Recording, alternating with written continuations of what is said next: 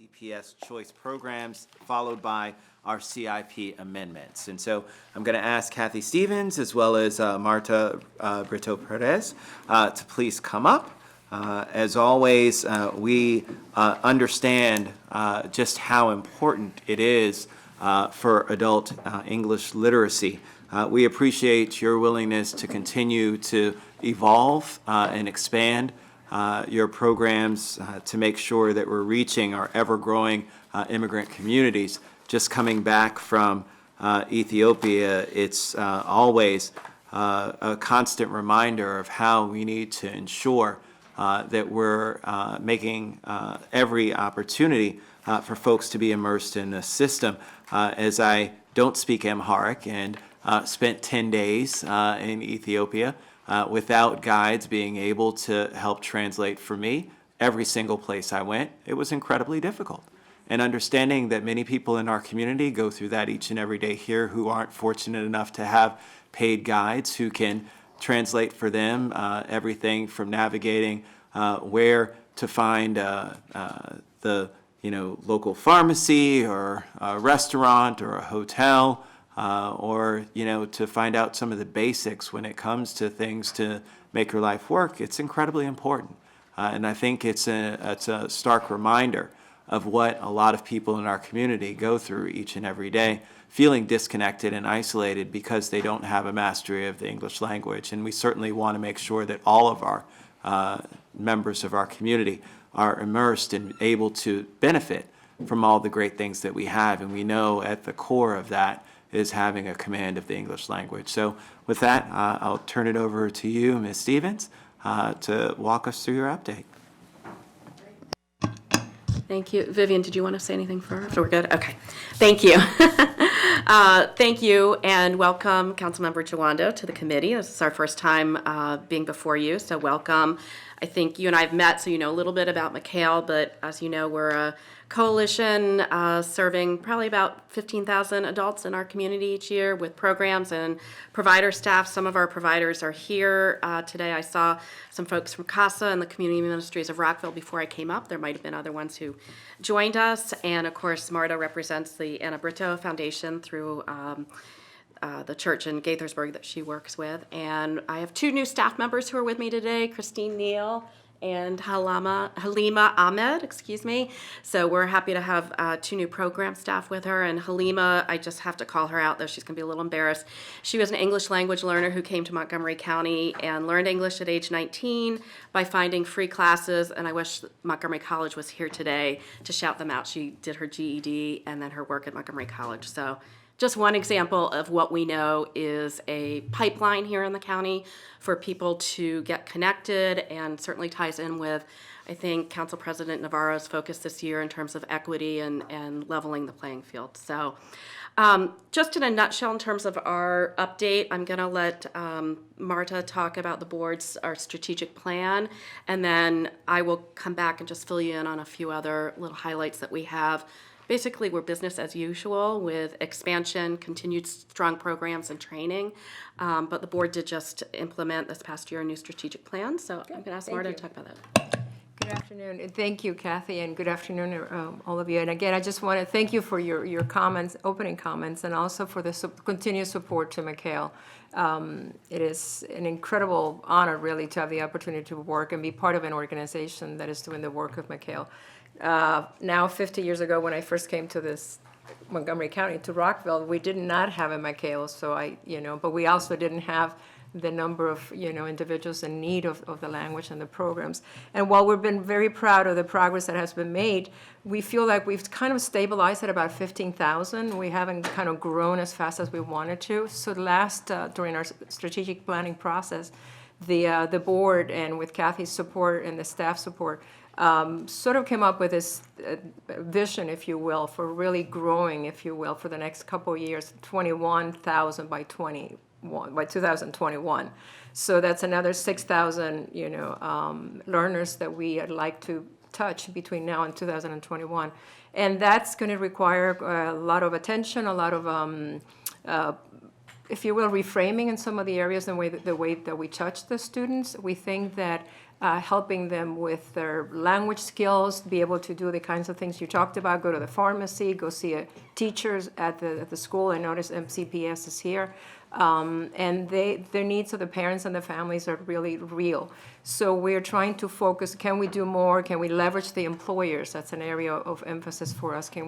They already have, the employees are already in their care, the child care concerns are no longer present. Could we partner with the employers and see if we could get their support? Maybe you can push through your other committees and all of that, the council could, to kind of help employers see this as a real benefit. So that's one area of opportunity for us to see if we can partner with the employers. Reaching more, identifying more providers of the classes is another area of opportunity for us. It takes certain skills to be able to, to teach a language. So we know we're going to have to do a lot more work in that area. So those are some of the headlines, and I'm going to let Kathy provide that. Sure, and let me just thank you, Marta. It's always great to have a great board chair and board support for the work we do. Just to expand on what we're doing with Workplace, I think you've heard us for the last couple of years talk about the pilots that we've done. We've concluded the pilot phase, and we've been able to develop what we're calling a matrix of services for employers to offer to them. Most of these are best for a medium to larger size employer, but we've created some options for them ranging from either a full 120 hours of instruction, which allows us to do the research-based pre-test and post-test to really judge learner progress. But then a couple other class options there if they want shorter classes, kind of get their feet wet. Also some options with a shadowing if they have a couple employees in a particular department that need some more one-on-one help. It can help them in that way, a little more abbreviated time frame, lower cost, that kind of thing. And then one thing we're playing with is trying to figure out whether there's an opportunity with so many employers wanting to invest their employees' time in kind of a corporate social responsibility. Are there things that exist with employers where there could be a tutoring setup, mentoring tutoring for employees who are proficient in English, helping those who are not so, and really working internally? Again, this, as Marta said, this addresses the barriers that we know are all too present for adult learners. Time in the day, finding and keeping quality childcare, affordable childcare, and then the transportation issue. So we have a couple programs going right now. We have 3 classes working with BF Saul with housekeeping and hospitality staff at, I'm going to get this wrong, 2 hotels, Gaithersburg and Germantown. And then we have a meeting this week to talk, Geico sought us out for some of their building service workers, so we're looking into that.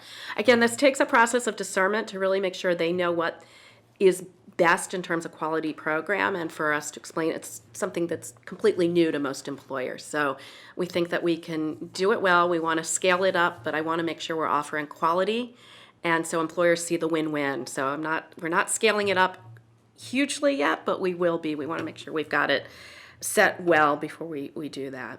As Marta said too, we're looking for new partners. We know we're going to need more providers and more instructors if we're going to reach more folks. Where do we recruit those folks? We've just done a survey of our current cohort to figure out what they think is good, whether they have an appetite for more instruction, and what else we can do to pave the way. These are part-time instructors. Many are paid, but they're paid on a part-time basis. How do we make this work for a win-win for everyone? And then new partners, we've been talking with a mosque in Germantown for the past couple months, trying to figure out because I don't think we're serving members of the Muslim community as well as we could be. Again, this takes some time to bring it all together, and we're working on that. And then lastly, one of the things that the coalition's been calling for, at least since I took the position 7 years ago, is a program administrator's toolkit. And we searched around the country. We could not find anything that was the hands-on, kind of tangible, how do you start and maintain and have up to good TESOL standards, a good program. So this has really been a moment, I think, where Michaela is going to shine, because we have a primary writer who organized it and brought it together, but it'll be a tangible toolkit that has input from, I think, almost all of the programs that we've ever funded in the county about things that they've done that have worked, challenges that they've overcome, kind of best practices, so that we're I think we're really showcasing the power of the coalition with this. We have an application into a national conference to present it, and we hope that it goes far and wide as a really substantive toolkit. So like I said at the beginning, I'm happy to answer any questions, but our programs are continuing. Craig, to your Ethiopian comment, Ethiopian Community Center is a new grantee this year. They are doing some programs in their apartment building that tie in some workforce development with the English. They've been doing classes for a while, but been able to work in a different way with them now. So again, I want to give two shout outs. One is to County Stat. We could not do what we do with our data, and you should have color copies of some of our static slides from this year for you. We could not do half of what we do with our data and our data presentation, which is a community resource, without them. And then, of course, this model relies on all of the providers that are out there, whether they're funded providers or not. They are doing the on-the-ground work to teach adults English. And as we know, that sometimes is the hardest job. And often I'm the only face here, but all of our instructors and provider staff are the ones that really we want to recognize. So thank you again for your time. Excellent. Well, thank you. I have my own questions, but I'm going to turn to Council President Navarro first. Council President Navarro. Much, Mr. Chairman. Well, thank you very much for providing this update. I do want to acknowledge it. I think your website is great. It looks great. That was definitely, you can tell the difference. So kudos for that. I wanted to just if you can tell me a little bit more on. I know on page 2 you say that in terms of part of your strategic plan was this issue of expanding funding streams, and I think that. At least for me, particularly as I'm here serving my last term on the county council, I'm really interested in how do we begin to scale up many of the things that we have been doing for a very long time. So when I see that on that same page, it says despite the increases that you report, the coalition of providers are serving about 10 to 20% of the limited English proficiency population of the county. Of course, my first thought is, all right, so obviously, it's great that you're doing what you're doing, there is no doubt, but we do face some extraordinary challenges, and when you look at the growth of this population, as you have noted in your data, it is, it's quite significant.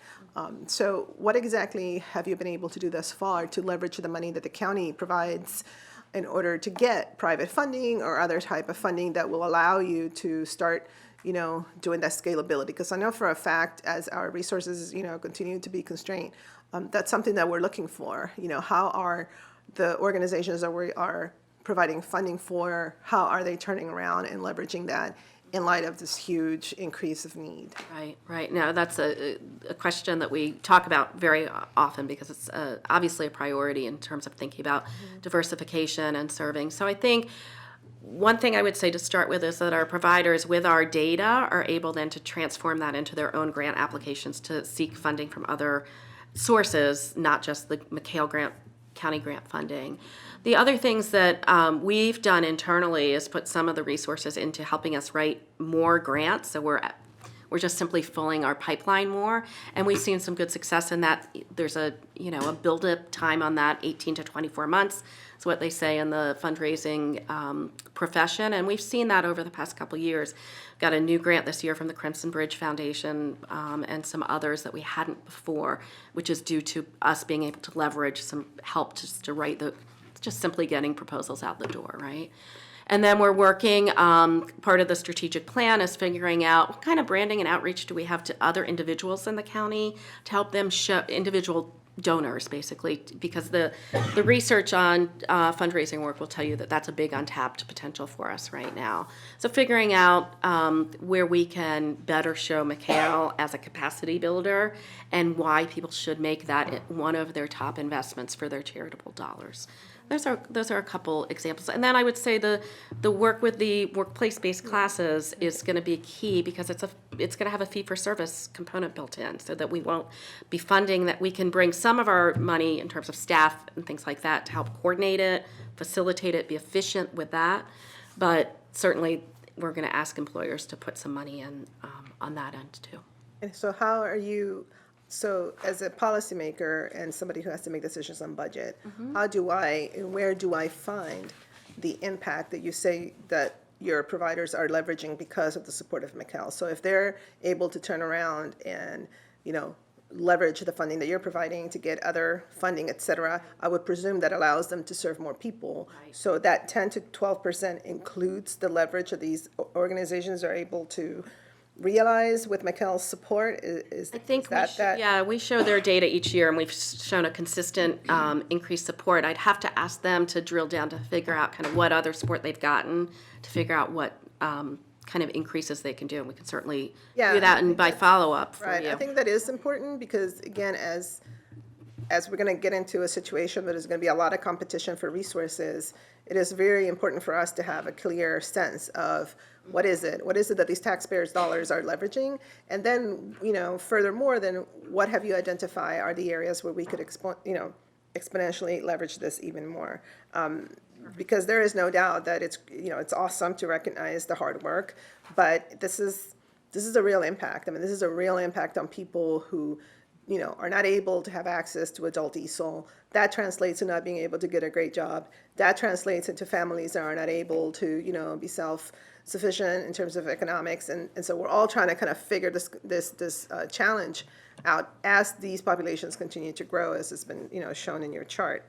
So I think that would be really cool to know what have these, individual organizations been able to leverage? Has they been able to then add, more clients, more folks that have come through them? What does that look like? Sure, be happy to get some follow-up Yeah, information. if I may add as well, I think in addition to leveraging the employers in the area, I think another community is the faith community. And for instance, in my instance, our program, we've been running it for many, many years, run out of the church, and probably over almost 2/3 of the resources that are used in the program do not come from the county fund. They come from the resources from volunteers from the church. The church provides the facility and all of that. So I think that the McHale's it's done a good job, or at least trying to identify partners, if you will, not just providers, but the partners as well that can complement the resources that the county provides. With other resources, it would be very difficult. But I think we're trying to leverage all of that. But I think you make a great point, and I think the employer strategy, if it pans out, employers have a vested interest. I work for a very large employer in the county government. I work for Adventist Healthcare, and we have a large number of our employees are immigrants with multiple language skills, and some of them with language needs. So we're trying to also leverage to see if there's some partnering that we could do as well. So I think those strategies could help. So. And lastly, I would just request, and this is, you can just give me the information later. I know a number of times I had asked about the Spanish literacy component. And so if you've already had some conversations with some folks, do let me know or the committee know so that we can see if it's possible to begin some kind of a pilot, as it is a growing need. Especially for parents, and I know we've had conversations with MCPS about this as well, but it would be great for us to be able to see if we could put together maybe a pilot, with you, collaborating with you and the partners that you have identified, as well as MCPS. I have done some more recent looking into this, and it was something I thought I would make an appointment to come see you to focus in on that get your ideas on that before we went down a road on that, so that'll be great. Yeah, well, I think that we have already discussed it, Yes. And so I know we have some information on what the issue is, so I think that the need has been identified. It's more, I thought I saw in the packet that you already had some conversations with some folks. So, yeah, I'd love to hear about who they are and then how we can Sure. proceed with. Be happy to have that as a follow-up. No problem. I'm going to turn to Councilmember Jawando. Thank you, Mr. Chairman, and good to see you both, and nice to see you in this format. Just a couple of follow-up questions. So the in-kind support that you were mentioning, do you all track that in a dollars and cents way? And that's reported, and that's, okay, so that's part of the, maybe I missed the page, but I just think that's an important point to leverage when we're talking about Sure. using county money the right way. And it's probably not in here in the packet, but I can get that for you. But when we provide grants to our grantee 20 or so programs, we ask them for all of their in-kind leveraging. So we do have a total for that, and it is quite significant, as Marta. Well, when you said that number, Yeah. I think Yeah. 2/3, or, I mean, that's important. And please don't quote me on Yeah, it no, I know, public, but, but yeah. you know. Yes, I think, I know we have to submit a report with all the, everyone that's I'd love to involved, see you know, that. I think sure. as we head into budget, I think, again, to bolster the point, I think that's should that's strong, strong example of Absolutely. you have real community buy-in. And kind of going along with that, so I know you have the goals and indicators that people, are saying, this is what I want to achieve and how it's helping me. How does that overlay or connect with actual outcomes of being able to connect to that job or being able to see the improvement in the health and Great question. and tracking that too is when we're thinking about proving and making the case. Right, so we have that probably more anecdotally than not from programs. The population that we work with, as you probably could guess, is very transient. Sometimes folks come to a class maybe in the fall, and then they're a seasonal worker that starts in the spring. So you don't really get that, I'm coming to English classes for 4 sessions straight, and then I'm reporting that I have a different job or moved up in a job. But I know our programs, they provide us with qualitative information around that, and we have a variety of great stories about success. Yeah. It is not a nut that we have cracked in terms of getting exact quantitative data on a follow-up basis, a year out, 2 years out, that kind of We might consider as, and I don't, when you're having, I know you just did your strategic plan, Mm-hmm. but there, I could imagine that you have enough people that go through your programs, through the providers and the grants that you give out to get an actual controlled study and to look at people over time, over a period of a couple of years. It would cost some money, but I think, again, that would be helpful Right. when you're we're doing 10 to 12%. If we want to really scale it, we're going to have to prove that what this is actually doing for folks. And I believe you, I've seen it, I've been to the center, I know what you're doing, but I think that would be helpful too, so I would make that suggestion. Yes, and I think it's something that I'd want to have some detailed conversations Sure. with the providers on, because then how are they equipped staff-wise to do the tracking? It's really wise to ask to do that. At the same time, we've asked them, we're staffed as tightly as we Sure. can be, and our staff and their staffs to do the actual teaching. But there's probably a way to do that in collaboration with other government offices, maybe other nonprofits. It's just a conversation that we haven't gone in depth on.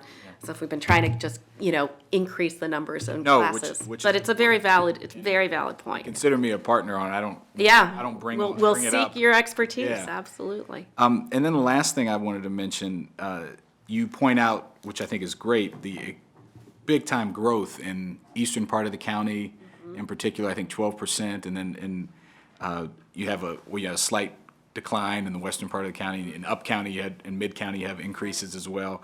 And you mentioned, I was glad to see you mention the outreach to the Muslim community, and then the bump in the other languages, which Amharic and other African languages. And so could you just talk a little bit more about your plan to engage those communities and how you see approaching that? Yeah. So just in terms of the Muslim community, we had been working with a provider that served that community that just really wasn't getting the draw for the people to their classes. So we've been approaching a mosque in the Germantown area, and they're very interested, and we're just trying to figure out with them what the interest is and then how we meet the interest. We know there's the need. They have a variety of people who worship at their mosque. Just trying to figure out what the best approach is. It's not as easy as if you build it, they will come. Right. You have to figure out when the class is convenient, what people are comfortable with, making sure you got the right instructor on board and that kind of thing. So that's one thing that we're doing. And then in East County, we are always, as we know, there's not a lot of site locations in East County that are convenient and things like that. So we know that MANA is hoping to have their new space in East County, and I've been talking with Jackie DiCarlo about they will have classroom space. She needs to work with a system to make sure it's working for all potential providers in the area.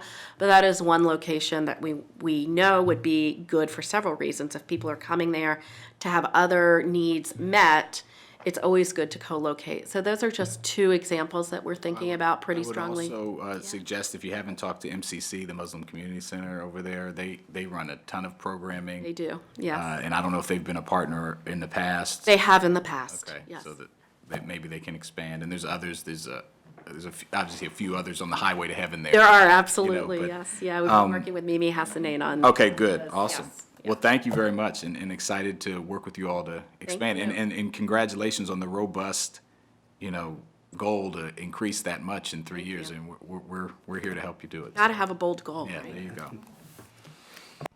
So let me pick up where both of my colleagues left, and that is that to reach this goal, Kathy, is going to require a lot from us as local government investment as well as private investment to come through. And I think that's why there's questions about what that will look like, understanding that projections for another, and I don't have to tell the council president, who's also the chair of the Government Operations and Fiscal Policy Committee, this, as she always advises me, Craig, stop spending, stop committing to all these dollars, that a recession is upon us. And folks are now saying that within the year, within 2 years at a minimum. So it is incredibly important, and we're trying to figure out ways to stabilize our nonprofit community to ensure that during these government times in which it's tumultuous, that we have that stability that's still provided to the community, understanding how important your services are and the need to expand. Because as the council president said, when we have those folks who aren't there, it affects us on so many levels. It affects us on crime levels, it affects us in healthcare and access to that, it affects us in terms of our economy. Because the reality is that if folks aren't making as much money as they could, we don't collect as much in tax revenue as a result, and we suffer, right? And so it's one of those where, again, for us, it's going to be incredibly important that we try and leverage as much as possible. So it's getting to that creative thinking of looking at ways in which we can continue to incentivize our partners in our private communities to realize that they own the responsibility for this as well, because it's just as important to them. Because ultimately, if we raise taxes, they're going to be the ones that are paying it. Ultimately, if we, are adjusting, services or all those kinds of things, they suffer as a result. If we don't have as much money to fund DPS going out and approving permits because we've got to put it into safety net services, which is a priority, then their projects suffer as a result. It's all these kinds of things in terms of really trying to leverage and make sure that we all own this problem, right? And we can all get through it. And when the success of having folks more integrated into our community means that our community is better as a result on all fronts. And so it's really going to be important. So use us as a resource, as I know you have been, but that continued innovative thinking and ways to expand that funding stream and to make sure that we're outreaching to people and making sure that they're aware of just how important this is from a workforce development perspective and others is going to be incredibly important. I did just want to tie in one piece that I talk about every single year, English literacy and financial literacy tied directly together. And I know that as my daughter's going to Junior Achievement Finance Park in 2 weeks, I still think that, again, being able to see some sort of tied relationship between McHale and Junior Achievement Finance Park, that place will be sitting wide open in the evenings. And, when you talk about classroom space in a prime location, right there in the Wheaton area where we have a large immigrant community that's there to be able to access, would be incredibly important. And even if we did it one night a month and had folks to just understand, because one of the things that I told folks about when I went to Ethiopia, and it's great. Anybody just go and travel to a foreign country sometime soon, please, because it's incredibly insightful and gets you thinking about all kinds of things that you didn't think about before. And of course, those who hail from other countries have that benefit, right? We don't always have that benefit being born and raised here, but thinking about how their banking systems are completely different. Their government structures are oftentimes completely different. And who tells them this? We do one thing here in the United States that we require, and that's only if you decide to do it, that you have to be certified in, and that's to drive. we don't do it for anything else. And it's a very interesting thing, because you think to yourself about all the other things that are so important that we don't require folks to have any information on. We don't require any information to be given to you on our banking system. We don't require any information to be given to you on voting and civic engagement and how government works. None of those things. I mean, they're out there, but it's not as if folks have to see it and they have to understand it and make sure that they know how it works. I will tell you, the first thing that we did when we stepped foot into Ethiopia was go to our State Department, who laid out for us exactly what it is you should do when you're in Ethiopia. And again, it's those kinds of things where I think that, again, for our immigrant community, is incredibly important that we continue to leave out there. And so from that perspective, there's so much that needs to be done. I really appreciate the great work that you're doing. I appreciate the strategic plan and look forward to working with, following up on a lot of the information that Council President Navarro and Councilmember Jawando talked about, including the literacy piece, which is really a big deal. I mean, it's just as though we have, and I'll just speak from my own experience. I have folks in South Carolina who are functionally illiterate who, still this day and age, right, can't read, can't write proper sentences. And so to assume that that's not happening with folks in other countries who then come here, so not just learning our language, but learning sentence structure and all those kinds of things are incredibly important. So anyway, it's definitely something that we need to continue to focus on, as well as a smaller component. So thank you very much. Thank you. Lots of more work to be done, but you're doing a great That's what we're job. here for. Yes, absolutely, and we look forward to being your partner. So thank you Thank very you. much, Thank you. guys. Thank All you. right. All right, we're going to move to our next one, which is our update on MCPS choice. I did want to acknowledge that we have both the president and vice president of the Board of Education, Ms. Shebra Evans and Ms. Pat O'Neill, that are here, so thank you very much. We also have the superintendent of schools, Dr. Jack Smith, and we're going to be joined by Dr. Maria Navarro, as well as Scott Murphy and Nikki Hazel. Let's see here.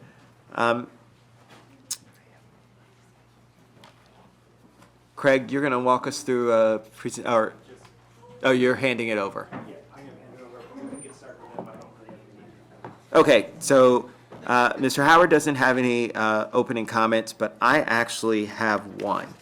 And the only reason why is because I was a product of our first magnet program here in Montgomery County.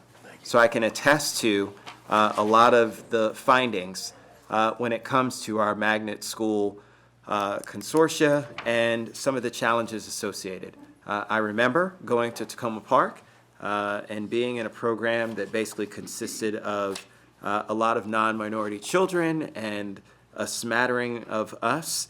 At Blair it was the same thing, and it certainly created a diversity in the school that wasn't necessarily there, but there was significant isolation. So a lot of the findings that you find there, but it also was incredibly challenging for students, including myself as a person who wanted to participate in baseball, who got in trouble every single day because I was late to practice, because I was in an extra class that extended beyond the school day. We've made some of those changes, but the reality is that not playing at your own high school that's in your home with your own neighborhood is also a challenge. Participating in other kinds of activities that are outside of that school, where you want to participate in rec leagues and do all other kinds of things as you're transported across the county, continue to be challenges, and not even just across the county, but even interspersed between the down county areas. Look, the reality is for me, for my daughter to get from one place in Germantown to another on ride-on takes her 45 minutes. And so it's those kinds of things where we certainly understand and really want to try and make it so that we can get opportunities to all kids where they live and where they're growing up. And so I really applaud MCPS for undertaking this and really hearing the call from our community, from our teachers, from our administrators, and how can we make this a better experience for our kids to give them the challenges that they need so that they can be successful in terms of challenging them academically, giving them opportunities to really focus on things and hone their skills that tie in with their passions, but also that don't strip them away from neighborhoods and keep them close to their community and the friends that they see all of the time. I'd be remiss if I just didn't say, it's striking because just this morning, right, earlier today, I had some young women coming in from Roberto Clemente Middle School, whose home is in Clarksburg, and they were talking about some great things that they're looking to do. And so, Dr. Smith, I look forward to our meeting on the 25th. I have a lot of things to share with you about how innovative your students are, as I know you know, but it's just phenomenal. They're focusing on composting and doing some great things with recycling, and so it's very encouraging. But it's one of those where I'd ask them, so how's school going and all of that? They said, it's just, we don't know where we're going to end up going to school because of the different programs and all those kinds of things. And it's one in which, again, you could hear a little bit of the angst that's there in terms of not knowing what's next. And so it's those kinds of things also, and these are high-performing students who are incredibly confident, who just had a meeting with their council member.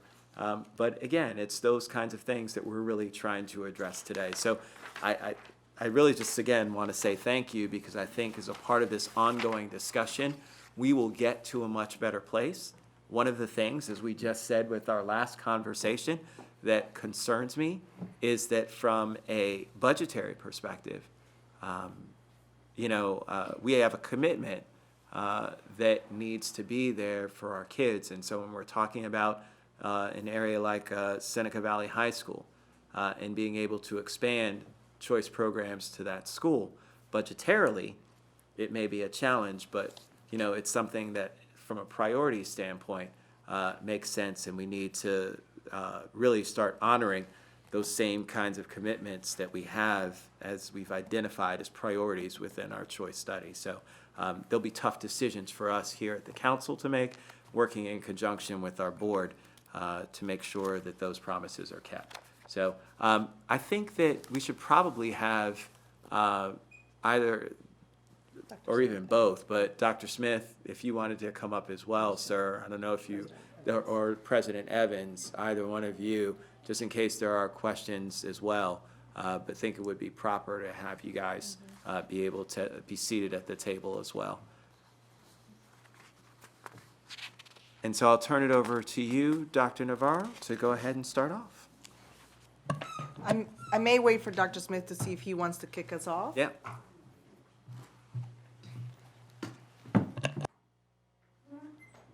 Good afternoon. Good afternoon. So I would just say that I appreciate your opening remarks, Councilmember Rice. I think that we are moving from, and you may hear this from the team today, from a model of scarcity to a model of abundance. And that's what we need to do across the system as we create access for all children, opportunity, which means we support them to be successful, and that's what gets the results in learning and well-being that we want as a system. And so I look forward to the presentation of the team today. So good afternoon. Between Councilmember Rice and the superintendent, I think my slides are up, and probably the staff will go into a lot more detail. But I also wanted to add that we have 2 additional staff members at the table. Ms. Jeannie Franklin oversees the placement of all of our choice programs. And so I think as you ask your questions, it was important for us to bring some members of the team that do the daily work, so you could get some more specifics to your questions. And Krishana Dean oversees, she is the supervisor of our Enriched Enriched department in the curriculum and instructional programs. And she has a lot of details as we have expanded programs locally at your schools and regionally. She has a lot of experience. Her team deals with how do you create these very robust learning environments for students. And so I thought that it would be important for them to join us at the table. So good afternoon. We are very eager to provide you an overview of the work that we have engaged for the last couple of years. And we'll move through this. Oops, this way? Yes. Just click on the button instead of using the. Thank you. Sorry, I needed some technical support. So this is a culmination of work that we've been doing for several years. There was a study that is known as the Choice Study Commission in 2015 by our Board of Education.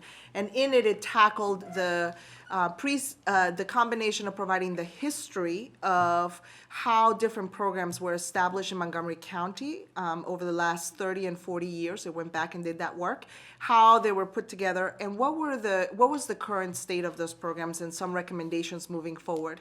Programs that involved academic testing, programs that involved lotteries, programs that involved some programs around career readiness pieces. And so it brought together a comprehensive view of the district at that point. And that choice study really ignited the work for us to think about how we wanted to, in the next 5 to 10 years, think about program placements across the district. And to Mr. Rice's comments around thinking about what every school needs to have, thinking about what regional programs they are, and what are the choices and opportunities that we provide our students and their families in terms of knowledge on what options they have and by when, so they can make accurate choices.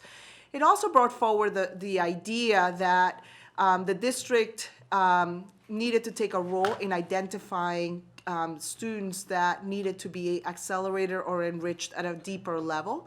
We had a lot of programs where it is up to the parent to request access or entry to a program, as well as testing for a program. And we have removed those barriers and said it is, whether the parent does it or doesn't do it, we will step up and make sure that we identify the students and know our students well enough to know what their academic needs are.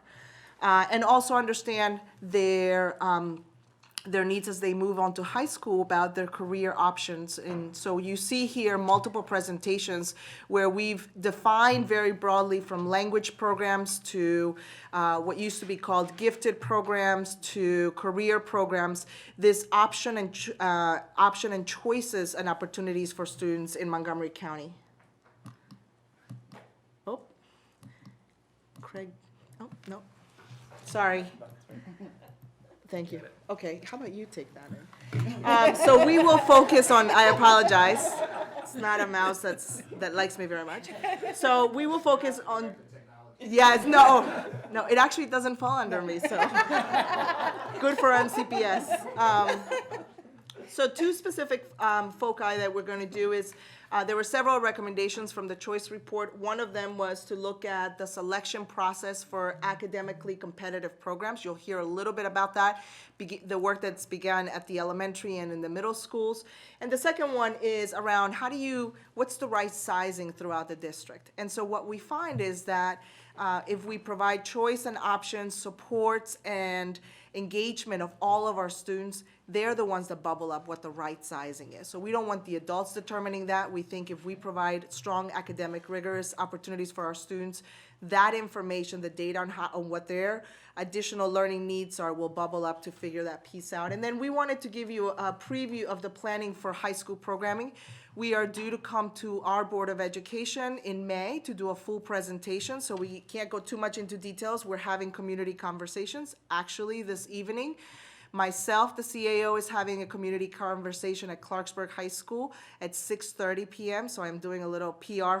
We'd love the community to come out and talk to us about what they would like to see in the options for high school programming.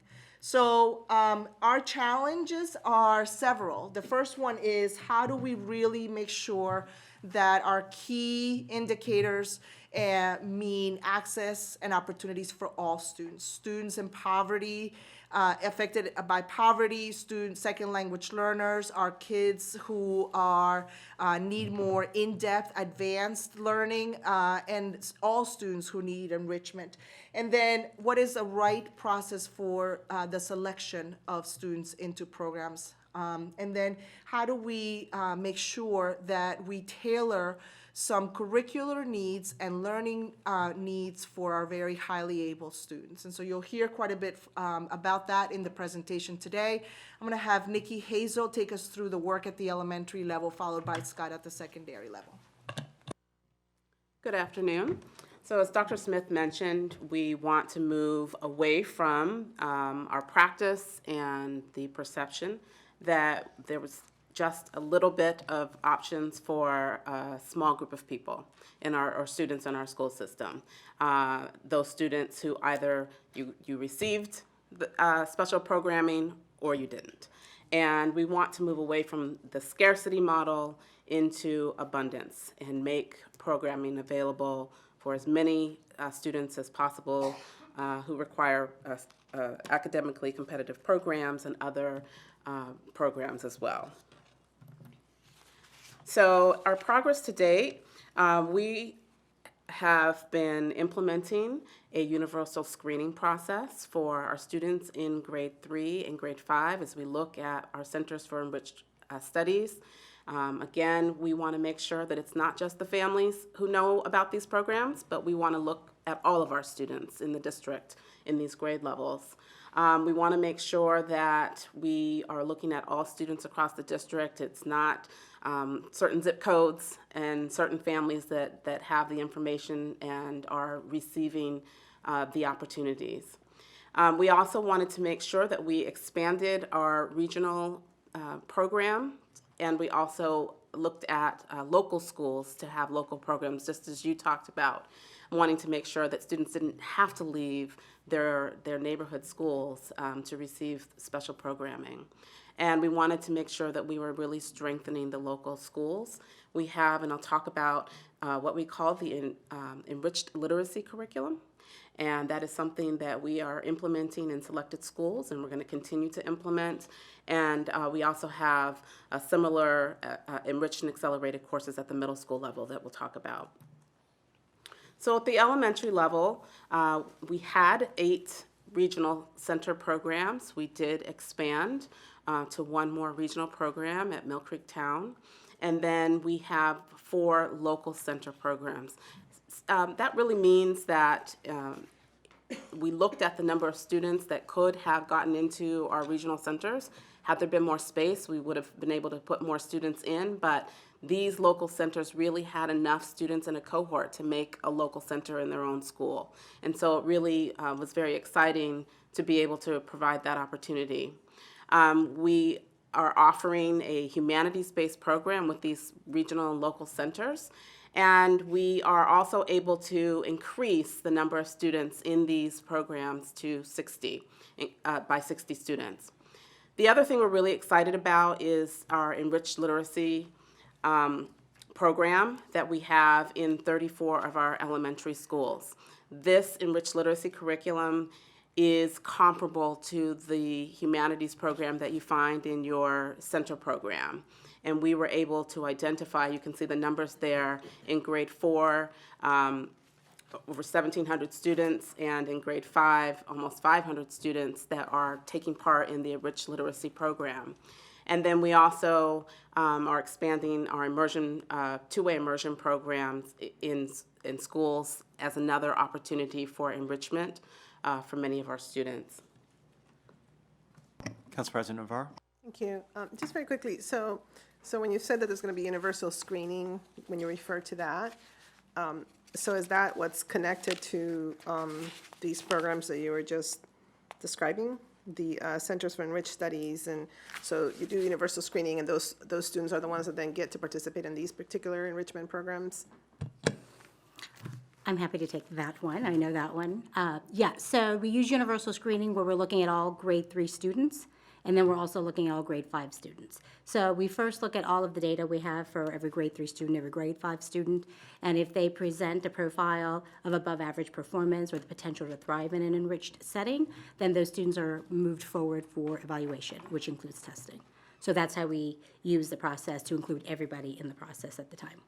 Okay, and so if there's a parent that just wants to opt in, but that child was not through the screening identified as wanting, if a parent is like, well, I want my child to participate, how is that handled? So when we look at roughly 12,000 students in grade 3, 12,000 students grade 5, if a student isn't identified through that process, a parent can request to go ahead and have their child participate, absolutely. Wonderful. And is that communicated to parents? Absolutely. It's been made very clear, and we also ask our schools to make it very clear, and we also work with our parent community coordinators to work with our parents so that they fully understand their options. Thank you. Councilmember Jawando? Thank you, and thank you, Council President, for, I was gonna wait till the end, but you got me going, so I wanted to. Too far off. No, I'm not going far, but just, I think it's important when you're going through it, and if you're gonna come back to this, let me know, and just, we can table it. But the idea that, following on Councilmember Navarro's point of the screenings, which I think is great, that we're expanding and including and being proactive in doing that for the highly able students. You know, I am very concerned, as I know you are, that we're making sure that there's rigor and great programming available for all students, right? That wouldn't show up and be identified, and not to suggest that you aren't, but for example, take language access, where we know in the early years is very helpful, whether you're gonna be fluent or not in those formative elementary years. We have a limited number of immersion programs, and we're expanding the dual language, which is great. How, can you talk to me, and if it's later, great, but how you're thinking about that in the context of giving those opportunities to all students, even if they aren't identified in your screens? We are actually looking, in addition to two-way immersion, to implement what we call world languages opportunities in schools. Similar to students taking art, music, and PE, they would be able to take a language at the elementary level. And so we are looking to add that course in elementary schools, starting slow, or small, I should say, with anywhere from 6 to 8 elementary schools for the fall, and then building. But that is something that we are certainly interested, because we know that language is another area that we have a lot of interest in our parent community. Great. And then following on that, the selected schools that you talked about, how are they selected? So you say in select schools. On the first, on progress today, we implemented enriched literacy curriculum in selected elementary schools and selected middle schools. Can you talk a little bit about that process of how they were picked? Sounds like that's me. So we take a look at the cohort of students that bubble up. And so it's a large number of students. When we go through our universal screening process and you have a large cohort, then we know that we need to serve a large group at that school. So that's how we go about selecting. I will tell you, for this upcoming year, you know our school system is adopting new curriculum resources. So we'll be looking at that, as well as those schools that will not be receiving them, who will be part of that cohort that we'll also need to look for expanding that enriched literacy curriculum piece. Because I'm thinking, if you're a student that's in the group but isn't at a school where there's a cluster, but that second part would address some of those. Right, students. and the other, I'm sorry, Dr. Mark. The other piece to that too is some of the pieces that we have recommended for all of our students in the curriculum, the core curriculum we currently have, also reside in our enriched literacy curriculum. So as an office, we have provided a number of resources and opportunities in all 136 of our elementary schools as to what are some components we can make sure that all of our students have to make sure that there's enrichment for all of our children. Great. I'm just going to comment really quickly, just based on experience. And I know that Councilmember Duando's kids are starting to get to that age, I think, but having students both in middle school and in high school, you know, my daughter got recommended to go into French. I don't know where it came from, but is thriving and doing incredibly well. I mean, I speak Spanish, and, you know, that's the, you know, my wife, I think, took like 1 or 2 years of French, but never spoke a word of French in the household. And so it is interesting to see. And as she just got her most recent recommendations for next year's class load, and seeing the recommendations that go in, it's exactly what you're saying. So I did just want to attest as a parent, seeing that those recommendations are coming across, that are based on the evaluation that they're making and aren't parent requested. You know, I make sure I try not to get too involved or engaged, but they you know, do it. And it's just based on whatever they're seeing, and part of the testing as well. I know I've seen her map scores and things like that, and they have made the recommendations, and we've stuck with those recommendations, and they've been very good. So I can attest that you're actually doing it, and it is working. So it's interesting to see that. Again, the key in this whole thing is ensuring that that opportunity and access continues to be there for those who need it most. And so from that perspective, how we can continue to support MCPS budgetarily to make those kinds of things happen beyond the policy is incredibly important as well. Dr. Navarro, back to you. Yeah. Okay, I'm going to wrap up. Just to talk a little bit about the middle schools, we also have the enriched literacy courses at the middle school as well. And we have 2 courses, Applied Investigations into Mathematics, or you might hear some people say AIM, which is in grade 6, and Historical Inquiry into Global Humanities, also in grade 6. And so this really provided families another option to stay in their local schools and received more enriched and accelerated programming, and has been very well received. And then as we look into the 2019-20 school year, looking into cohorts of students who will take Algebra 1 in grade 7, and also the Historical Inquiry into Global Humanities in grade 7 as well. So continuing that pathway on into our middle schools.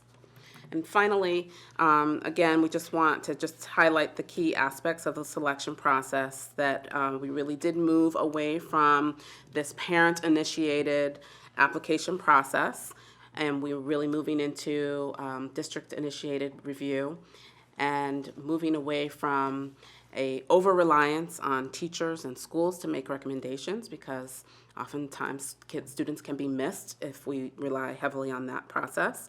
And also a blind process where we remove school name, names of students, and race, and really look at a large data source for all of our students as we are considering them in these programs.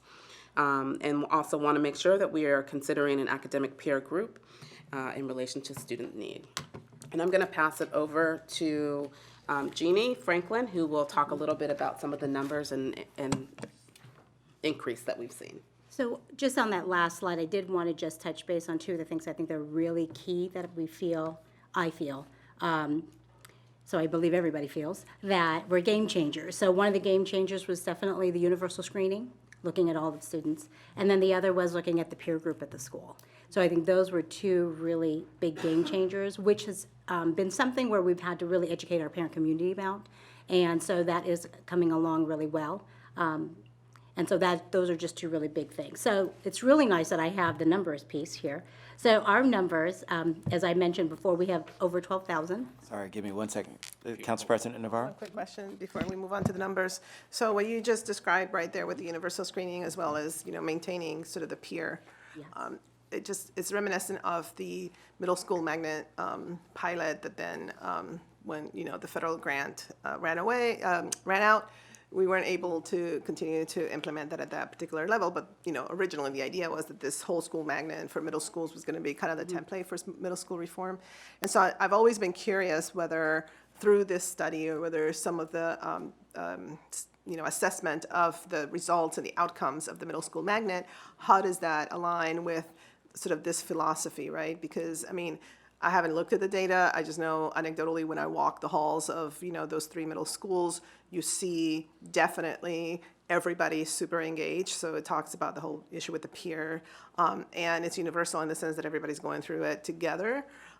So have there been any conversations about that particular model, if it has had outcomes that are, desirable, or if there could be modifications to the whole school magnet conversation regarding, regarding this whole idea of choice? Was that ever discussed? So as a result of the choice study, it was probably one of the favorites in the choice study model, that the whole school magnet model was the signature model that the system had. The students who were coming from out of the consortium, the students who were in the consortium, they were all one school community. So that was definitely a very positive model to continue using. The students are in the same classes together. Students who are receiving ESOL services or service in special education still could access the magnet model. So it definitely is a model that we are going to continue to explore as we broaden it. So that's one thing, that's fabulous. I think the other piece is that we are bringing in, it really serves as a magnet to bring in many students. We have over 1,000 grade 5 students from out of the area who want to participate in one of these magnets every year.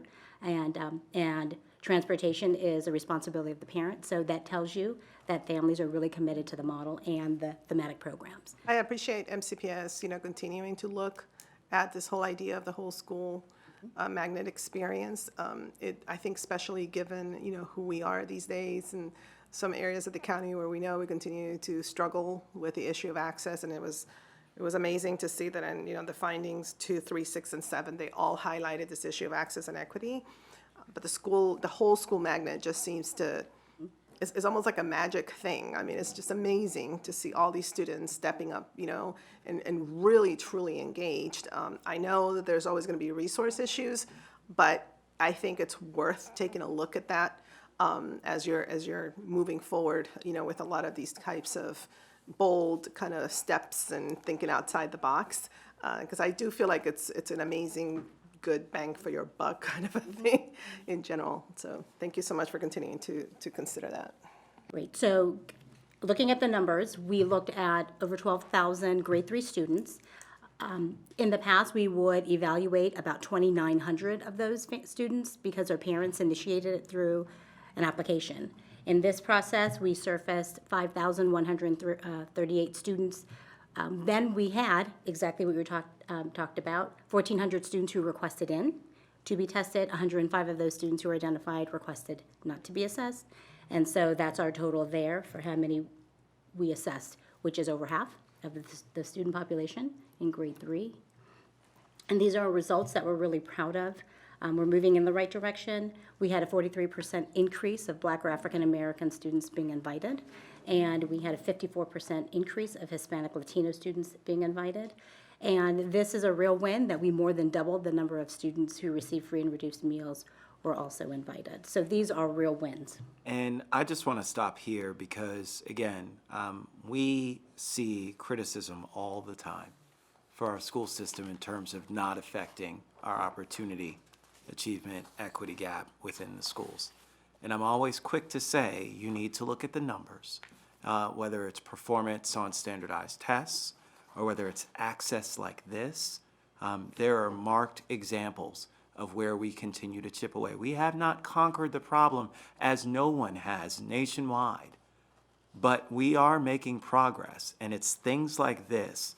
I've always said and firmly believed access is one of the keys to making it happen in terms of really chipping away at that opportunity, equity, achievement gap. And so these are remarkable numbers, really, when it comes to seeing, again, how these things can happen. Now, of course, the challenge is with some of these that are invited, how do we ensure that parents understand the benefits, right? And so we have to take that next step. So there's still more work that needs to be done on that side so that folks understand, well, the opportunities that you are now afforded.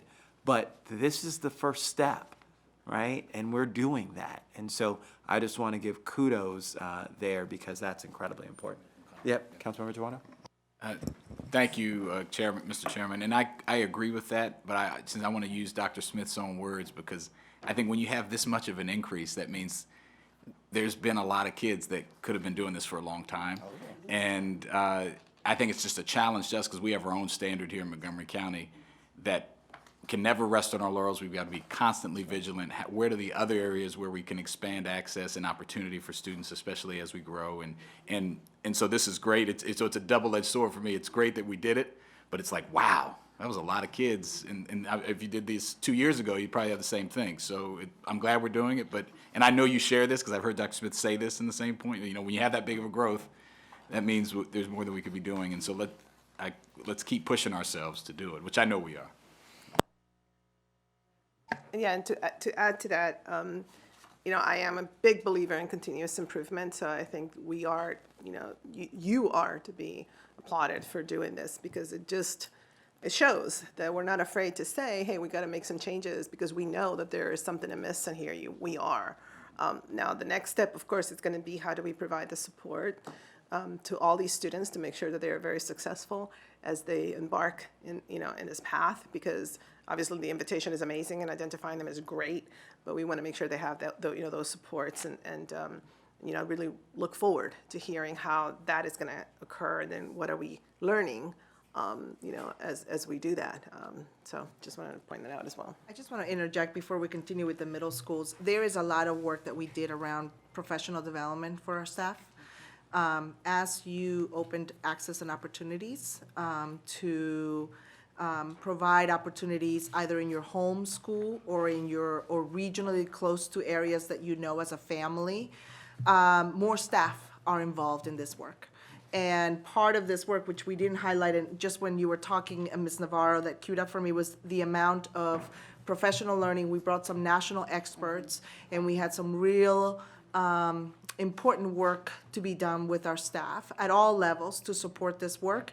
Our teachers have been champions of this work. I just want to point out that kudos to them, because as we look at the progress of our students, as we provide these environments, they have been maintaining the rigor, and they come together. They have common assessments that they look at, so that it doesn't matter what school you're in.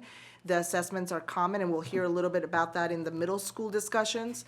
That level of work is cultural proficiency at work in MCPS. And so kudos to our staff who've been able to engage in that level of work and support our students. I would be also remiss if I didn't say, I think that you have extraordinary support here on the council for what you're doing. I am not confused that there's been a lot of misunderstanding, I would say, in the parent community sometimes about what happens when we expand access. And so it is so important to make sure that we are constantly talking about the data and the outcomes and what this means for the quality of MCPS.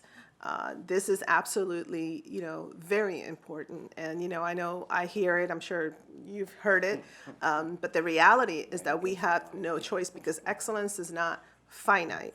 And sometimes there is the sense out there that there's only so much. It isn't. I mean, this is just an extraordinary opportunity, as you were saying in the earlier slide about abundance. That's what it's all about. So do know that I think, we understand that, and we want to be partners in how we also tell this story of extraordinary, achievement, because it does take a lot, and I understand and I appreciate the feedback, but I know that you're doing it in a very, thoughtful and deliberative way. See, Council President, you actually got me started. This is actually something, it's fresh because it just happened this past election season, to where folks, unfortunately, have this misconception that the more kids are gifted means that your child is less special. It's not the case. It means how more special we are as a community, as a county, as a whole.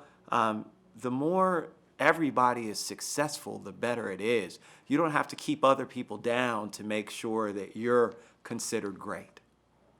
It's an interesting concept, and one that unfortunately people have bought into, that, and again, coming from that system to where I was in this magnet program where it was supposed to be the 100 most gifted kids in Montgomery County. And then when I took my butt to University of Illinois and realized just how gifted I was, it was great.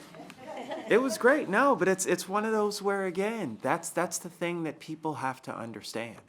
And it actually makes you better as a person. The more challenges you have around you makes people, and we all are competitive in our own individual ways and want to continue to excel. When Will tells me about how much he lifts at the gym, I want to go to the gym the next day and do the same thing. I mean, so it's one of those things where it benefits us all. Rising tides. It's just, look, we've got to lift all boats and understand, that this is something that is going to be a plus for all of us. So thank you for saying that, because, that's incredibly important. And again, folks need to continue to hear that. We're not taking away from anyone, right? And that's what you've listed and been very intentional about that, and I appreciate it too. about the statements that you made and said that, when we're focusing on ensuring that there's expanded access for all students, including those who have the highest needs of challenge within our system, we're going to provide that as well. All of that can happen together in one space. Anyway, sorry. Okay, so we're now moving on to the middle school. And these are our numbers here. So last year, we used a field test. Our 2019-20 data will be presented to our board later this spring. And so we're going to present to you the field test information. So we had over 8,000 grade 5 students who were all reviewed in grade 5, 80 elementary schools represented, and almost 4,000 students were tested. And when we look at the results, we had an overall increase of invitation for Black and African American students, Hispanic and Latino students receiving farms, so we had an increase there. All 80 elementary schools had at least one student invited to one of the programs, which was a win. What was very positive is we had highly able students identified in all of our middle schools and all of our zip codes, and that was really affirming for all of our schools. And I think the really big win here is the central review really resulted in almost over 1,400 students accessing the applied IM and over 2,300 students accessing the historical inquiry course. So although we made some great strides in the selection process, these are the numbers of students who are now accessing. I know what you're thinking, Councilmember Chawando. I know exactly what you're thinking. Yes, you're correct, and we agree. We agree. So these are our results, and this is where we're going to continue to grow. So this momentum at the elementary and middle schools doesn't end there, and so I want to just spend a minute to just give you a preview of some ways we're thinking about high school programming. When we talk about strengthening local schools, when we're talking about making the selection process for certain programs more systematic, and making sure we're expanding access across the board, all those themes absolutely 100% apply to high school. One of the things that's really important to remember when we talk about high school, that we're not just talking about magnet programs. We're talking about all the opportunities that are in all of our high schools that prepare students for both college and career. We were here just a few weeks ago talking about the talent pipeline in IT, and we talked about how preparing students for post-secondary and four-year college is important, as is preparing students for the new economy and the careers of the future. So as we talk about choice at the high school level, it's really important that we're not just talking about magnet programs in the traditional sense, and programs for students who've been identified by the system, but also rigorous college and career pathways that are available to all students. Some of the things that are underway as we plan ahead for high school. Again, yes, we're thinking about selective programs, the traditional magnet programs that we've had, like at Blair, that you've mentioned, at Poolsville, at Richard Montgomery. But we need to be talking about expanding access and seats in programs like that. But also, what are the other opportunities, such as dual credit and early college options? So in the fall, we're going to have over 200 students, juniors in high school, attending all of their coursework at one of the 3 Montgomery College campuses, and they will begin their path to an associate's degree as juniors in high school. That will continue to expand. One example of other options that we want to be thinking about at the high school level. Similarly, you've heard us talk about some of the college and career academies we're envisioning. We're talking about Thomas Edison High School, we're talking about Seneca Valley High School, and when programs aren't available necessarily in your home school, how do we make them more regional? How do we make them more accessible? How do we set them up in such a way that you don't need to travel across the county to get there?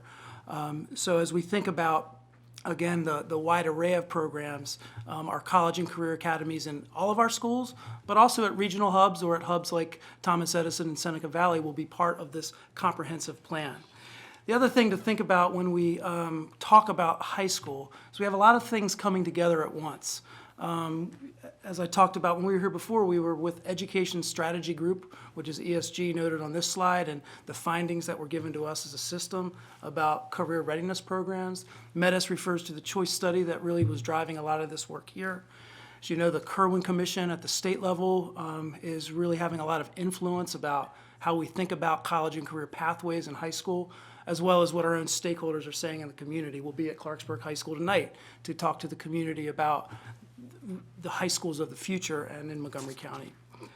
So currently, just a snapshot of some things that are going on underway. We are underway now. We've talked about some field tests. You might have heard about our new aviation program at Magruder. We have students reattending the Fire Academy in Gaithersburg.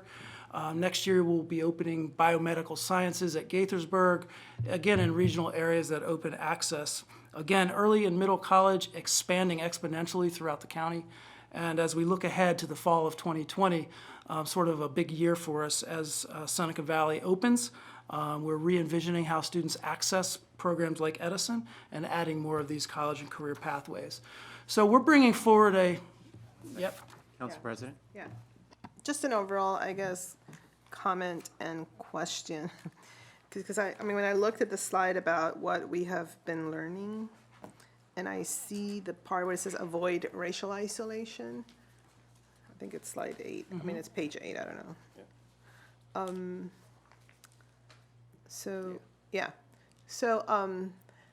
That just really stands out for me, given the demographics of the school system. It's a school system that is majority children of, students of color.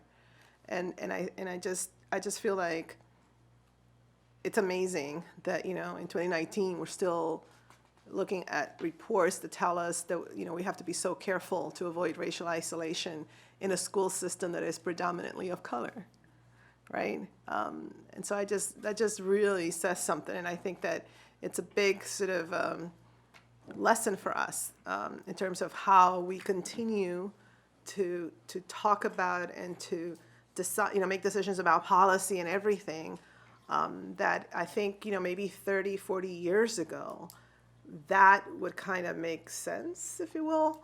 But in 2019, I'm always struck by that.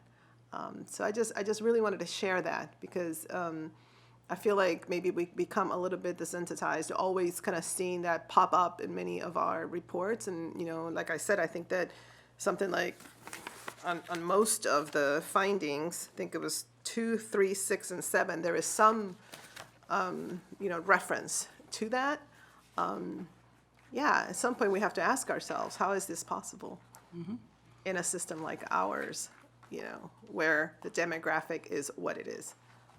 But again, just think that it's something for us to continually talk about and point out. Let me actually jump in on that one, because I think that, again, it expands beyond racial isolation to really start to get at what is the core, which we've known for a very long time, which is access for individuals. And as individual access, it's more along the lines of socioeconomics than it is of actual race. Because the realities are that in a place like, and I'm sure it's the same in East County, but in Germantown, to where you have haves and have-nots that are directly across the street from each other, we have some of our folks who live in some of our neighborhoods that are subsidized, who are in school with folks that are living in $500,000 homes, who are all going to school together, and you have a predominantly school of color. But that doesn't address what the actual challenges are for some of those families that are experiencing the fact that they don't have the opportunity to send their children to mathnasium if they're struggling with their classes, and don't have two parents at home that even when one is busy doing work for the office, that the other one can help them with their homework because they're both there and they don't have anything else to do but just be there for their kids. Those are the disparities that continue to exist that transcend race and just are more socioeconomics. And so I think that evolving. Is that captured somewhere? In terms of this particular report, did you capture socioeconomic status to segregate that data? So the METIS report captured the history of how programs came to be in Montgomery County, and part of this history was preventing white flight, in all honesty.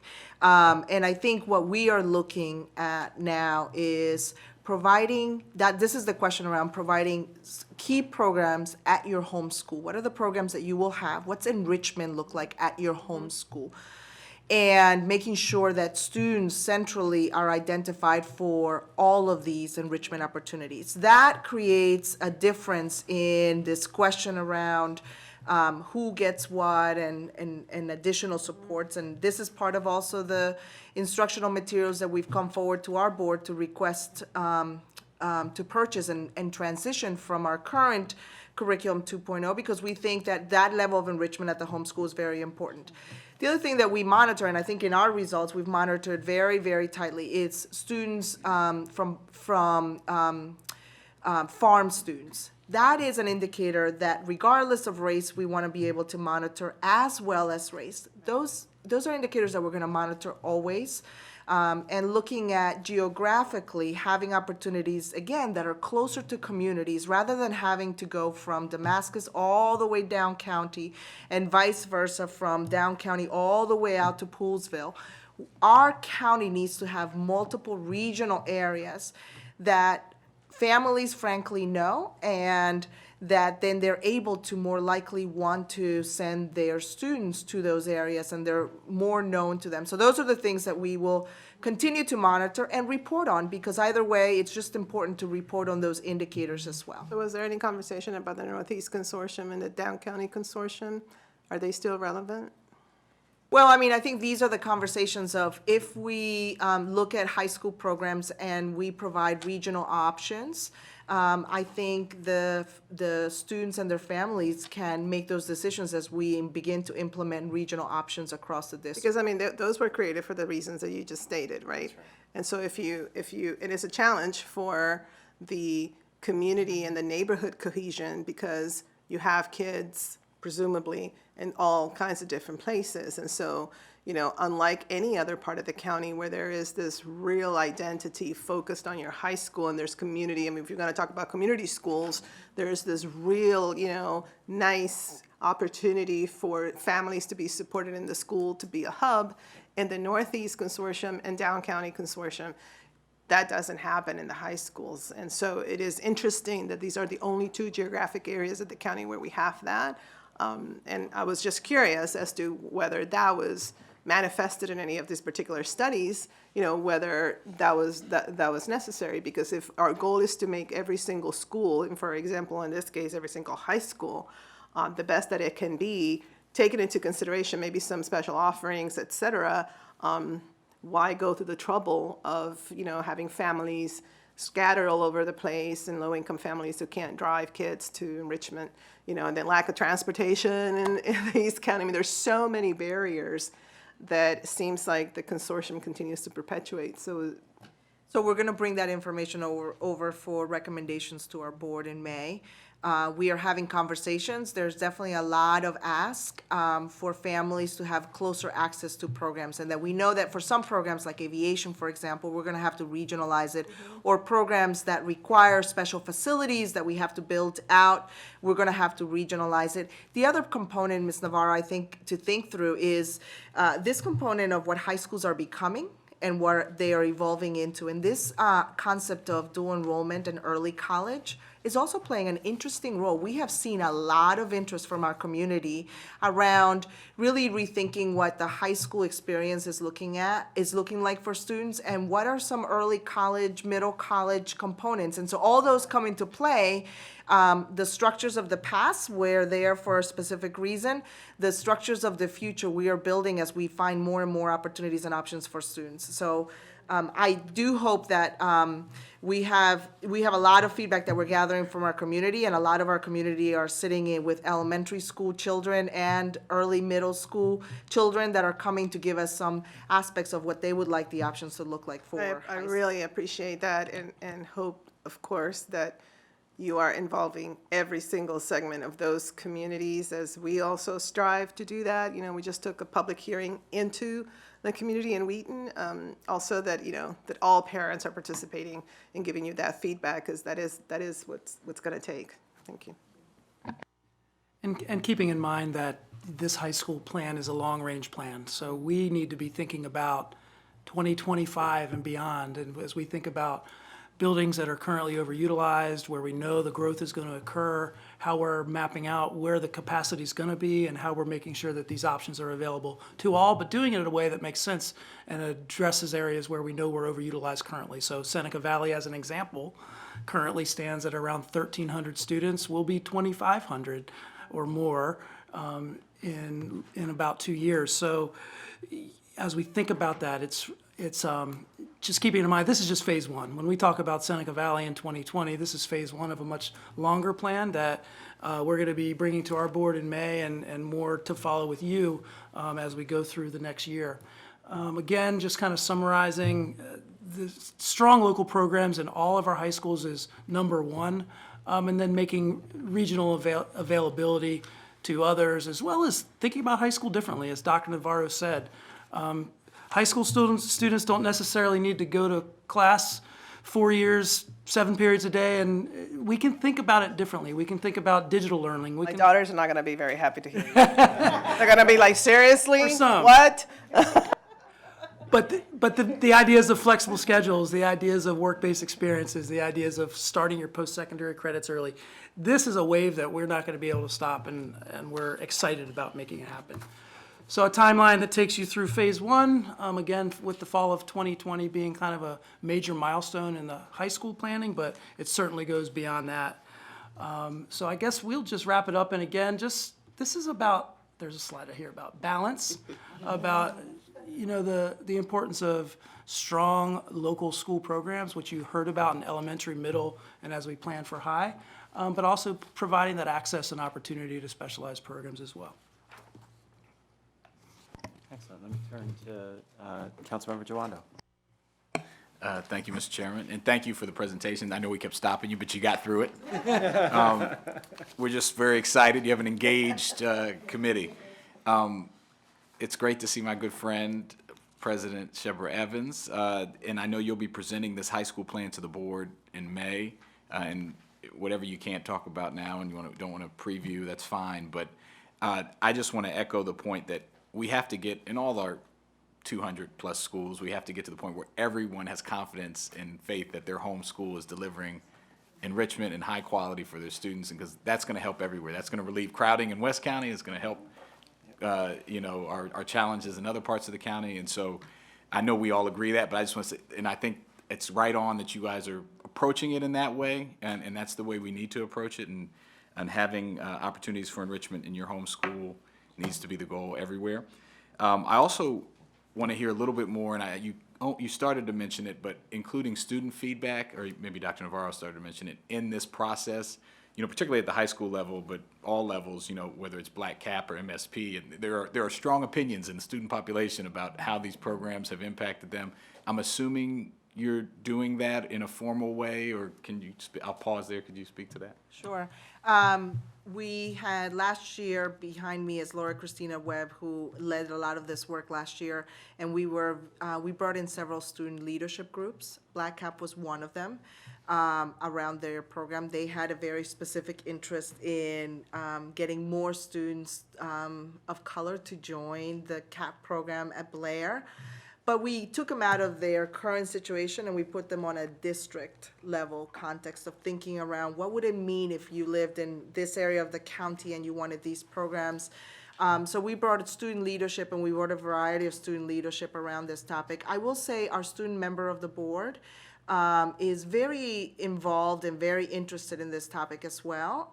And so we've used our various student leadership, whether it's the formal student government leadership, but other leadership groups that we're trying to expand the concept of what is student leadership and MCPS involved in giving us some feedback. And the best thing is, if you ever want to know the truth and the true perspective of how it really is, ask students. And so we've gotten some really good feedback. That's great to hear. And I would also just chime in on the goals of the NEC and the DCC. I think long overdue for a reevaluation of whether they're serving the purpose they were intended to, or was that the right purpose, and what should we be looking at now? And so I'm eager, if you can share anything now, great, but I'm eager to hear what you're finding and what you're thinking about that, because I have had concerns, just from the inception, who was included, who wasn't, how it all came about, stuff that you all know. in just what they're doing today. And it sounds like you're investigating that as part of the plan that we presented to the board in May. Am I right to say that? Yes, and the reality is the context of when that was started is different than the context of today. Right. And so I think as we present to the board and make some recommendations for the board to think about moving forward, it's about, you may, maybe not even getting hung up on old structures, but thinking about what are the new structures that we need to move towards, and how do they all evolve with the opportunities that are laid today for students. So. Right. Again, if our goal is that, how does everyone have rigor and enrichment at their homes? I think you were going to have to look at things differently. There's no sacred cow in that discussion. So, all right, thank you very much. Excellent. Well, again, I just want to say thank you for moving the ball forward. We are continuing to strive to get to that place where, again, I've said it plenty of times, but not all of our community believes it. It doesn't matter what school you go to, you're going to receive a great education here in MCPS.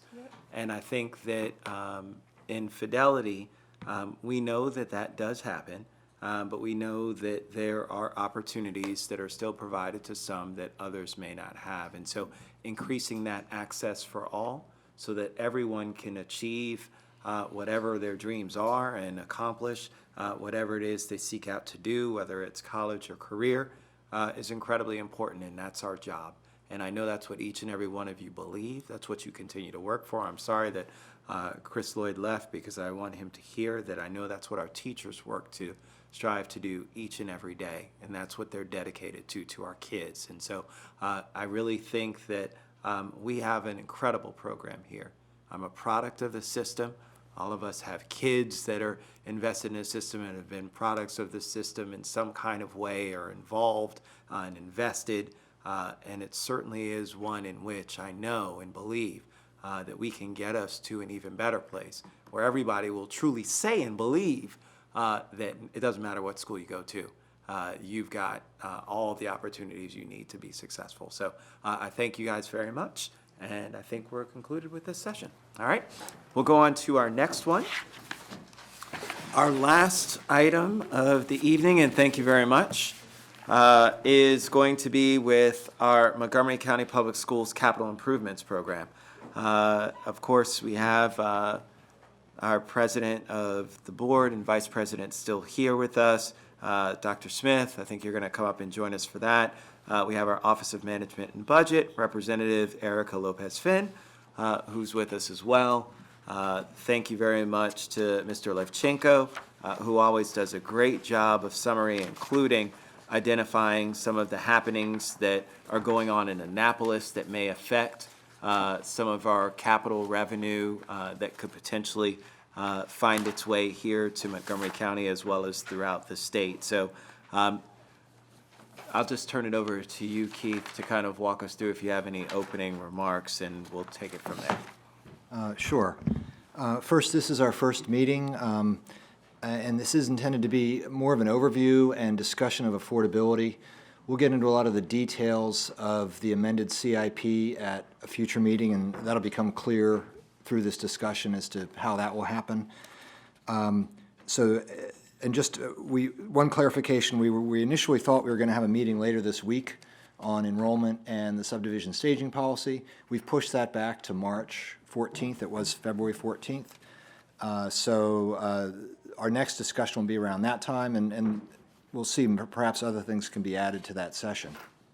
But really the focus today was to describe or summarize the fiscal challenge that the council faces. And this is not new. We've had this issue the last, or at least many of the last several years, basically trying to fit 15 pounds in a 10-pound bag with regard to spending affordability. So I'm going to summarize some of the numbers real quick, and then we can have some discussion with our schools folks. And then I'll talk about my recommendation, which is similar to last year and perhaps prior years, about how we move forward given the fiscal uncertainty. So why don't we start on page 2 of the packet. I have a chart that tries to lay out the 6-year numbers and the fiscal year numbers Starting with the FY 19 to 24 approved CIP, this is the CIP that was approved as of last July 1st.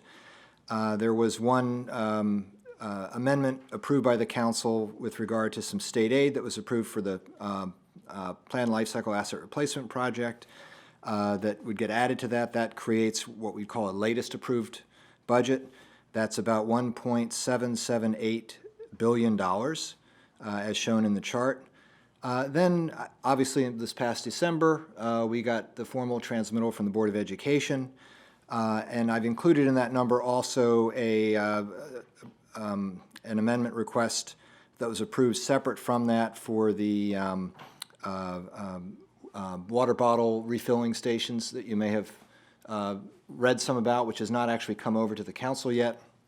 But I've included in this number because the executive also included it in his numbers as well. So we want to make sure we're comparing apples to apples. But with all of that, the Board of Education request is that $1.8257 billion number. And that number then is about $47.6 million larger than the latest approved. Meanwhile, on January 15th, we had the executive's recommended capital budget and amendments come over. And it's important because this amendment package balances across the entire CIP. So the executive's not just looking at schools, but across the entire CIP, amendments, capital budget, everything. And the amount he was able to accommodate for MCPS was the number you see here, the $1.769 billion. That's about $8.6 million less than the approved, and it's about $56 million less than what is in the board's amended request. So that's the first issue with regard to affordability. We have a gap. This is not unusual. And also not unusual, the executive did not specifically identify how to close that gap. He identified he has an affordability placeholder project and also a funding placeholder project to make the numbers balance, but we do have that gap to fix. The gap was not resolved on January 15th.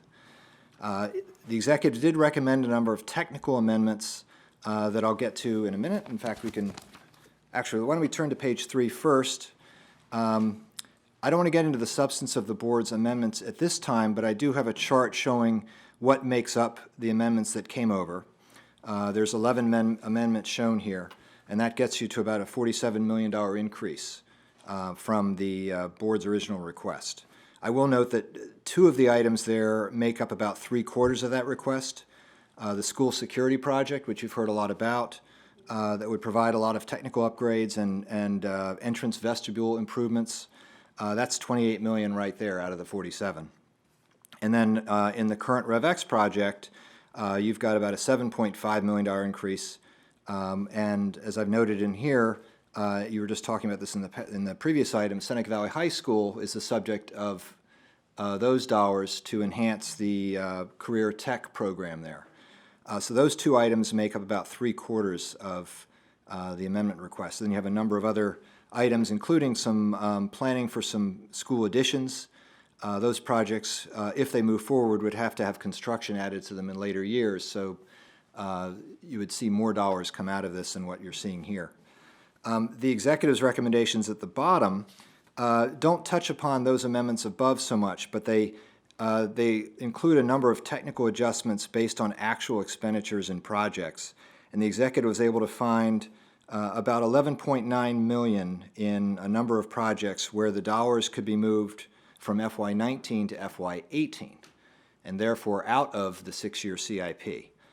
So as I mentioned earlier, that the difference then between the executive, which was about $63 million, drops then to about $51 million. In terms of the difference between the executive and the board. And in fact, if you look at the bottom project on that chart, it's called Affordability Reconciliation. That really is the gap, that $51 million over the 6 years. If, assuming the board is comfortable with the technical adjustments the executive made, which my understanding is that the executive worked with MCPS on that, then that's really the leftover gap that you have that needs to be solved. The other moving part we have, of course, and you alluded to this earlier, is state aid.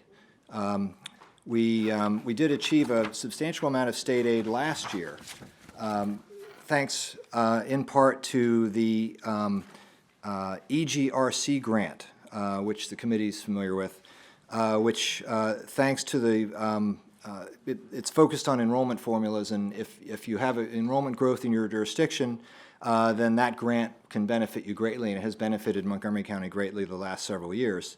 It's also gotten some one-time infusions of money in it the last couple of years that have given the county a boost. We don't have any guarantee in a given year that that will happen again, though, so we'll see what happens this year. We also have some discussion, and I mentioned in the packet, about a governor-sponsored bill regarding additional bond funding coming out of the Stadium Authority.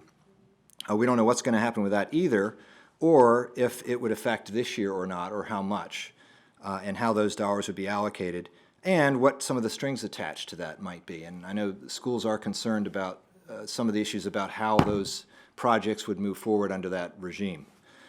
So those are all moving parts. At this time, staff feels, as we always do with the state aid, we're not going to get all the dollars we're eligible for. In fact, the statewide requests, as usual, are about 2 to 3 times what the statewide budget is. But at this time, I think we should probably leave the budget estimates where they are for this, with the understanding that it is uncertain, and that does create one more uncertainty going forward for our reconciliation in May. But at this time, given the regular school construction funding and the EGRC funding, and perhaps some additional funding that could be realized through new funds, some combination of that, hopefully we'll get to where we're budgeted for this year, but approximately the $59 million that we're hoping to get. With that said, the other moving part is spending affordability, and the council did review and approve spending affordability guidelines, or updated spending affordability guidelines last week. The significant change that the council made was with regard to school impact taxes and transportation impact taxes. The executive had assumed a very large reduction in impact taxes, and the council had a lot of discussion about this. The council ultimately agreed to significantly reduce them, but not by as much. So overall, the council has about $35 million more in revenue at this time to assume to use somehow, whether that's to fund in the CIP or for reserves or whatever. But the council's starting off about $35 million ahead of where the executive was on January 15th. But once again, we don't know what all the needs will be across all of the different departments and agencies and what the council's priorities will be there. So we can't assume, for instance, that every one of those dollars would be available for schools today. We just don't know that. Council President. Yeah, and I just want to add for the record, just because it's important to clarify, that it's not as if we were able to add on top of, the executive, made a significant reduction in that projection. And so we tried to soften that somewhat, but it's not as if the council somehow was able to add more capacity. And so that's, it's going to be important, because I think sometimes there's misunderstanding in the community exactly, what's going on with that particular, those particular revenues. And the executive himself, to balance the CIP, had to make a lot of difficult choices across a number of programs, including schools, that this council will have to wrestle with. So given that background, staff's suggestion is, as we have done in past years, that we ask MCPS to take another look at its CIP and consider what we would call non-recommended reductions to get closer to the executive number. Certainly, as staff, we can do this, but I think the schools, are in a better position to look at that first. I think an obvious approach that we don't automatically want to take would be a last in, first out approach.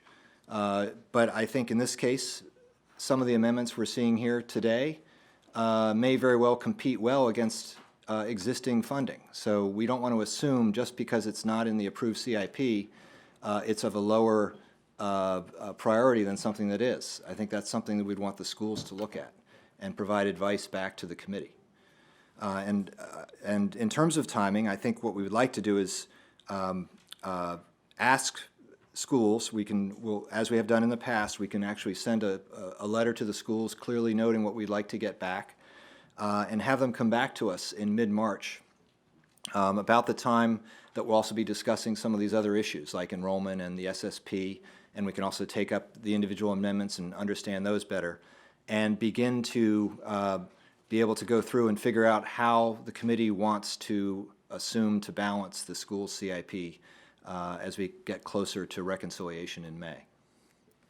And with that, I turn it over to the schools folks for their comments and answer any questions that the committee has about this approach. Excellent. Well, thank you very much, Mr. Levchenko, as always, doing an excellent job of laying out all of our options as well as the challenges that are before us. Let me turn to Ms. Evans, President of the Board of Education, for any comments you'd like to make. Then I'll turn to the Superintendent, COO, and Mr. Song if you have anything you'd like to add. Sure. Thank you for having us here today. And I just wanted to, I'll be brief, but I wanted to say that the board made some recommendations around our amendments that really focused on key priority areas, taking into consideration the constraints that we are under. But we just want you to know that we're committed to working with you all. We just want to make certain that we provide the best learning environments for our students as possible with the constraints that we're under. But so we're just looking forward to working with you. And thank you for listening to us today. Dr. Smith? I would echo the thank you very much for the ongoing work. And now in my third year in Montgomery County, I have had the chance to experience, so I can say very sincerely thank you for the work to make sure that we have a good learning place for all of our children, as in the last conversation, that we provide the access, opportunity, and ultimately the high levels of learning and care for well-being that's so critical to every student.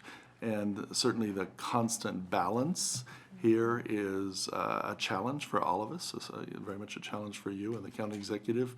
And one of the things that I think we have to continue to explore, and we've opened 2 such sites this year, are alternative kinds of spaces for learning that don't just look like a traditional school. And so currently at Cloverleaf in Germantown and at Plum Orchard in East County, we have alternative pathways to graduation. When you walk in, they look more like you're in an office and a workspace than it does like a traditional, hallway with classrooms all the way down it. And I think that's another area that we have to continue to explore and that we will continue to explore with you. So thank you. And it saved money over what would have typically been the normal structure in some of those places, which actually benefits us. Absolutely. Let me turn to Dr. Zuckerman. Did you have any? No, Chairman Rice, I just want to say thank you again for the opportunity. As always, we look forward to the process this spring that I know we'll go through with you. So thanks. Mr. Song, anything? Just a brief remark that given this is the amendment year of the biannual, the board and the superintendent really struggled with the priorities and understanding that this is not on your the CIP, but it goes on to say that there are many needs in the educational facility environment that we need to provide. So thanks for your consideration and support. And Ms. Lopez-Fenn. Thank you. Just one thing that council staff emphasized in terms of the technical adjustments, what that was reflecting was in fact faster spending on MCPS's part. So, they did not overspend, they just spent faster than, was previously approved. So I just want to emphasize it's not a reduction in FY19, they're just spending faster than originally planned. Thank you for that clarification. Let me say this, and typically I don't like to weigh in terms of where priorities should be. But this one is actually a little bit concerning to me. And so we're going to have to be creative in terms of what it is that we do. In my education budget forums last year, Dr. Smith, as you were with me, we heard from parents incredibly concerned about security in their schools. And as we continue to see, just in Baltimore last week, another school shooting in which a school employee was shot right at that vestibule spot, they continue to be points of entry that need to be secured in all of our schools. So I'm incredibly concerned about, continuing on those lines of progress to ensure that all of our schools have the upgraded safety and security that's necessary for them. And at the same time, I'm also incredibly concerned about losing an opportunity when it comes to a school that is in an area where we do have a lot of underserved youth, and being able to provide them with those career training opportunities, which is Seneca Valley High School. This isn't about district. Let me be very clear. I was adamant about supporting when we had making sure that our Edison school was built because of where it was, and making sure that that was there for the community. The same thing applies here. This missed opportunity will mean additional expense beyond what we're looking at projected here, and will mean missed opportunity for many students. One of the things that Councilmember Jawanda was talking about before. So two things stick out for me as far as really very concerning. And so, look, many of you know that I serve as the chair of the Subcommittee on Education for the Maryland Association of Counties. We're going to be pushing for some sort of cohort, whether it's the actual governor's bill or another proposal that comes in that leverages the bond funding from the Maryland Stadium Authority that Mr. Levchenko referenced. We're hoping to get bailed out, basically, by the state, again, because we find ourselves in a very tough situation. I know the challenges that the county executive and we find ourselves in, and so we certainly understand that. No one's disputing where those challenges are. But the reality is that we can't miss out and lose these opportunities to do what we need to for our schools as well. And so we're going to have to come up with some very creative solutions, working with staff, hopefully working with our Annapolis delegation, who's done a great job championing for us in Annapolis. But, we're going to have to fix this because I can't see a situation in which I continue to tell parents for another education budget forum session that you'll have to wait for us to secure the vestibules in your schools. That's not what they want to hear, and I don't think that that's what they deserve to hear. Councilmember Jawanda. Thank you, Mr. Chairman, and thank you all for being here and for the update. And thank you, Keith, for the very well-done memo. So, and I know you'll get back to us. I think we're probably gonna, we're not deciding anything today, but of this amendment list, I share the chairman's concern, particularly around the expansion up county for career and technical education and those opportunities. Obviously, we've talked about that. We've had hearings on this, as well as with security. But is there any feedback you can give now on this list versus other projects versus where the prioritization, like a preview of what you're going to come back to with this now? And I know this was hard probably to do, but forgive the question, but what can you say about that? No, I think it's a fair question, and obviously we'll have to be a very detailed response in mid-March to this question.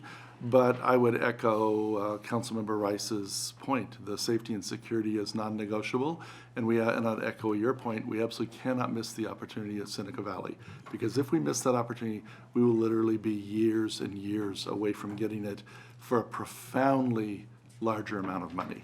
And so, those two, you both named them, and so I'm going to say you named what's in my head as I think about this. Good. Well, I'm glad there's some simpatico here on that. And, this being my first rodeo on these, we had an interesting CIP discussion last week. And, I think of that abundance chart. I know the money isn't falling off of trees always, and it's not always abundant, but we're gonna have to make difficult decisions. But I'm glad we're all on the same page of thinking of what's gonna save us the most money now and be the most useful for students down the line, and where are the biggest needs. Obviously, that's always a balance, but appreciate the discussions to come. So thank you for that little preview. Excellent. Well, I just can't say enough about how I feel about this Education and Culture Committee. We have had a phenomenal discussion today that's ranged from the inside of the building and what's happening to the buildings themselves, and the commitment for ensuring that our children are well taken care of is paramount. And I hope that anyone who has an opportunity to have watched this sees the level of intention and seriousness that goes into making sure that our children are a top priority for us here in Montgomery County. I continue to see, and I'm going to be more and more vocal now that I'm in my last term here on the council. But I'll tell you, the people who want to continue to question and talk about what MCPS isn't doing are lying to folks. Things are happening that are great in this system. Folks are focused on making sure that we can get better as a system. No one is saying that we're perfect. No one is saying that we don't have things that we need to do better. But we are doing better for our kids and trying to figure out greater ways. Dr. Smith, what you just talked about, what's happening in Germantown and East County, people don't know about. But these are the kinds of things that are happening right now to ensure that we're trying to meet the needs of all of our kids. And I fundamentally believe, and ever since you started saying it at the beginning, and I've continued to echo those same things about all means all, we are getting to more of our kids, and eventually all will mean all, right? It's a gradual step, right? It's not going to happen overnight. It's not, they're baby steps each and every time, but we're getting there. But certainly, I just want to say thank you to each of my colleagues. I think that we have an incredible committee who really is so intentional and understands what needs to happen to get us there and is thinking about innovative ways to continue to push, and all of you on that side of the dais who continue to do the work, to continue to innovate. I'll never forget, and I have to give you kudos, Mr. Song, you remember when we were talking, I was like, why can't we do this differently? Why can't we? And now we are, right? These things are happening. It really is, from construction approaches to everything. And so I just continue to ask you to continue to think outside of the box when it comes to some of these things to get us there. I know there are creative ways in which securing some additional state funding, but also ways in which we might be able to move things around, working with staff, working with OMB, to be able to make this happen, understanding that these priorities are so important for this county as a whole, not just for our school system. So thank you very much for your commitment. Thank you to you guys. Thank you to Mr. Levchenko. I think we're adjourned. All right.